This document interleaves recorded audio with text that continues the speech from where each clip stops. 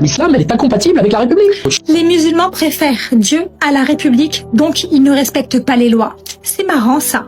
Mais est-ce que toi, si tu préfères ta femme ou ton mari à la République, ça sous-entend que tu ne respectes pas les lois de la République? C'est quand même étrange comme raisonnement. Ils nous répètent sans cesse que le respect de l'islam est incompatible avec le respect de la République, des lois de la République, alors que c'est complètement faux, c'est même tout le contraire. En réalité, à chaque ordre d'Allah dans le Coran correspond un article de la loi française. Et je vais te prouver en 30 exemples, parce que je suis bien placée pour ça, j'ai un master 2 en droit pénal, que respecter les lois de l'islam, c'est respecter automatiquement les lois de la République. Si tu respectes Dieu, tu respectes déjà la République. Et je vais te montrer pour une énième fois ce que personne n'a expliqué comme ça. Alors je vous prierai de partager cette vidéo à tout le monde pour qu'ils cessent de nous répéter ces absurdités, ces mensonges en plateau télé. Premier point, justice et vérité. Le Coran, sourate 4, verset 135, soyez strictement juste. Le code pénal, article 434-13, sanction du faux témoignage. Le point commun, la justice absolue même quand elle nous dérange. Conclusion, le musulman sincère est un citoyen honnête. Point 2, la sacralité de la vie. Dans le Coran, au verset 32 à la sourate 5, tuer une âme, c'est tuer l'humanité tout entière. Code pénal, article 221-1, la peine de l'homicide va jusqu'à la perpétuité. Le point commun, la vie est sacrée. Conclusion, l'islam protège la vie comme la République. Troisième point, l'interdiction du vol. Dans le Coran, à la sourate 2 au verset 188, l'interdiction de prendre les biens d'autrui. Dans le code pénal, à l'article 311-1, l'interdiction du vol. Point commun, respect du bien d'autrui. Conclusion, l'islam forme naturellement des citoyens respectueux. Quatrième point, tenir parole. Dans le Coran, à la sourate 5 au verset 1, remplissez vos engagements. Le code civil, à l'article 1103, les contrats obligent. Point commun, la parole donnée est sacrée. Conclusion, le musulman respecte les contrats. Cinquième point, l'interdiction de nuire. Le Coran, dans son verset 90 à la sourate 16, Allah interdit le mal. Le code pénal, à l'article 222-13, on y trouve la prohibition des violences. Point commun, ne pas nuire est un devoir religieux et civil. Conclusion, la nuisance est haram et illégale. Sixième point, l'interdiction de la corruption. Dans le Coran, à la sourate 2 au verset 188, ne corrompez pas les juges. Le code pénal, à l'article 432-11, prévoit la corruption. Point commun, la justice ne s'achète pas. Conclusion, l'islam purifie là où la loi sanctionne. Septième point, la protection des orphelins.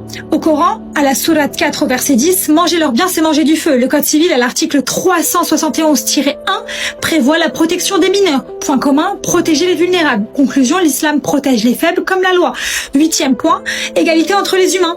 Le Coran, à la sourate 49 au verset 13, prévoit qu'il n'y a pas de supériorité raciale. La Constitution, dans son article 1er, prévoit l'égalité. Point commun, aucun être humain n'est supérieur à un autre. Conclusion, l'islam écrase le racisme comme la République. Neuvième point, l'interdiction du mensonge. Le Coran, à la sourate 22 au verset 30, éviter la parole mensongère. Le code pénal, à l'article 441-1, prévoit l'interdiction du faux. Le point commun, la vérité construit le monde. Conclusion, mentir est haram et punissable. Dixième point, la fidélité au dépôt. Le Coran, à la sourate 8 au verset 27, ne trahissez pas. Le code pénal, dans son article 314-1, prohibe les abus de confiance. Point commun, la loyauté est essentielle. Conclusion, un musulman ne détourne pas un dépôt. Onzième point, interdiction de l'oppression. Le Coran, à la sourate 42, verset 42, Allah blâme ceux qui oppriment. Le code pénal, dans son article 222-33-2, prévoit l'harcèlement moral. Point commun, faire souffrir est injuste et illégal. Conclusion, oppresser viole Dieu et la loi. Douzième point, la vie privée est sacrée. Le Coran, à la sourate 49 au verset 12, ne vous espionnez pas. Le code pénal, dans son article 226-1, prévoit tout un tas de règles quant à la vie privée. Le point commun, le respect de l'intimité. Conclusion, espionner est haram et pénal. 13e point, le respect des engagements. Le Coran, dans sa sourate 17 au verset 34, on sera interrogé sur les engagements. Le code civil, dans son article 1133, prévoit la bonne foi. Point commun, l'engagement n'est pas un jeu. Conclusion, le sérieux islamique égale le sérieux citoyen. 14e point, interdiction de la diffamation. Le Coran, dans sa sourate 49 au verset 11, ne vous diffamez pas. la loi de 1881 dans son article 29 prévoit la diffamation. Point commun, l'honneur est précieux. Conclusion, l'islam protège la réputation comme la loi. 15e point, l'honnêteté commerciale. Le Coran à la sourate 55 au verset 9, ne faussez pas la balance. Le code de la consommation dans son article L121-2 prévoit la tromperie. Point commun, ne pas arnaquer. Conclusion, le commerce halal est un commerce honnête. 16e point, interdiction du gaspillage. Le Coran dans son verset 31 à sa sourate 7, Allah n'aime pas les gaspilleurs. Le code pénal dans son article 322-1 prévoit la dégradation. Point commun, préserver les ressources. Conclusion, l'écologie est religieuse et légale. Point 17, sur la justice même contre les proches. Le Coran dans son verset 8 à la sourate 5, soyez équitables. Le code pénal dans son article 434-7-1 prévoit la pression judiciaire. Point commun, pas de favoritisme. Conclusion, la justice islamique n'a pas de pote. Point 18. Interdiction du désordre. Le Coran dans son verset 205 à la sourate 2, Allah n'aime pas le désordre. Le code pénal dans son article 431-3 prévoit les troubles à l'ordre public. Point commun, la paix sociale est fondamentale. Conclusion, semer la pagaille est haram et illégal. Point 19, la protection des femmes. Le Coran dans sa sourate 4 au verset 19, agissez avec bonté envers elles. Code pénal dans l'article 222-13 prévoit les violences aggravées. Point commun, protéger, jamais blesser. Conclusion, l'islam protège les femmes plus fort que tout. Point numéro 20, l'interdiction de la fraude. Le Coran à la sourate 83 entre les versets 1 et 3, malheur aux fraudeurs. Le code pénal dans son article 313-1 prévoit l'escroquerie. Point commun, la fraude détruit la confiance. Conclusion, l'islam sanctionne ce que la loi punit.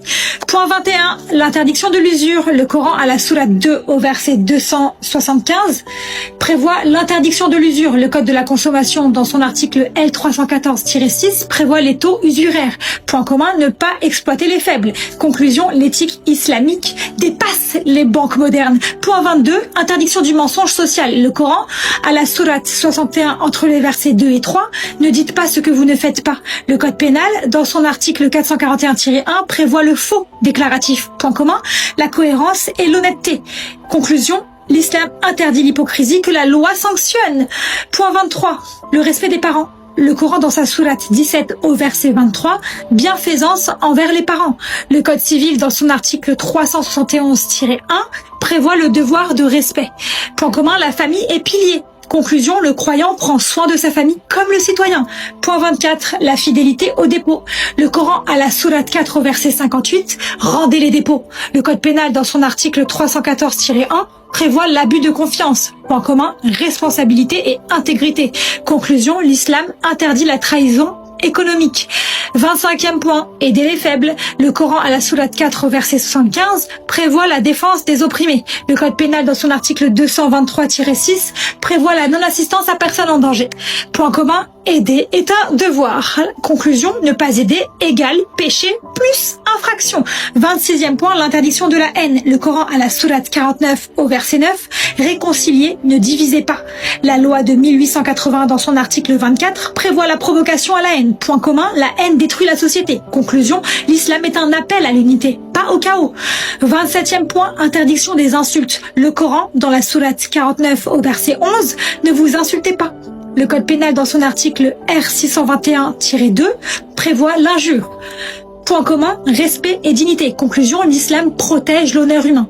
Point 28, la loyauté. Le Coran, dans son verset 8 à la sourate 23, ils veillent à leurs engagements.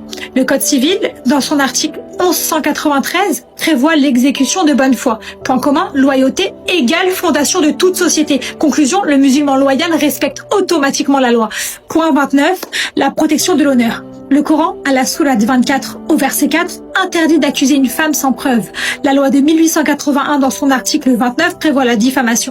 Point commun, l'honneur est sacré. Conclusion, l'islam protège les réputations comme le droit moderne. Et enfin le point 30, la justice même envers l'ennemi. Le Coran dans son verset 8 à la sourate 5, ne soyez pas injuste même envers un ennemi. Le code pénal dans son article 132-19 prévoit la proportionnalité et l'impartialité. Point commun, la justice doit dépasser les émotions. Conclusion, l'islam demande une justice supérieure à nos sentiments. Tu vois, 30 versets, 30 articles de loi, 30 preuves que pratiquer l'islam, c'est respecter naturellement la République. Parce que Allah ordonne la justice, la vérité, la fidélité, la protection des faibles, l'honnêteté, la paix sociale, le respect des droits d'autrui. Et ce sont exactement les valeurs que protègent les lois françaises. Pratiquer sincèrement l'islam ne fait pas de toi un danger, ça fait de toi un citoyen exemplaire. Parce que Allah est plus juste que tous les hommes réunis.